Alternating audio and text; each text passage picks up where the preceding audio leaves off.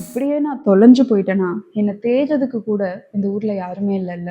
இந்த மாதிரியான ஒரு மென்டாலிட்டியில தான் ஒரு 8 மாசம் மெட்ரோ சிட்டில office to PG, PG to ஆஃபீஸ்ன்னு வாழ்ந்துகிட்டு இருந்தேன். என் வாழ்க்கையில one of the loneliest phase அப்படின்னு சொன்னா, அந்த ஒரு காலகட்டத்த சொல்லலாம். இப்படி நான் ஃபீல் பண்ணதுக்கான ஒரு மெயினான ரீசன் ஒரு மெட்ரோ சிட்டி. சுத்தி இருக்க மக்கள் எல்லாரும் அவ்வளவு வேகமா உழண்டுகிட்டே இருந்தாங்க. ஆனா, எனக்குள்ள மட்டும் ஏதோ தனியாவே இருக்க மாதிரியான ஒரு ஃபீலிங். அந்த ஒரு காலகட்டத்துல லவ்னா என்ன? லைஃப்னா என்ன? வாழ்க்கையில மிகப்பெரிய கிரேட்னஸா நான் எதை நினைக்கிறேன்? இவ்வளவு மனுஷங்கள் இப்படி சுத்தி உழண்டுகிட்டே இருக்காங்களே! இவங்க யாருக்குமே கொஞ்சம் கூட கைண்ட்னஸே கிடையாதா? முதல்ல கைண்ட்னஸ்னா என்ன?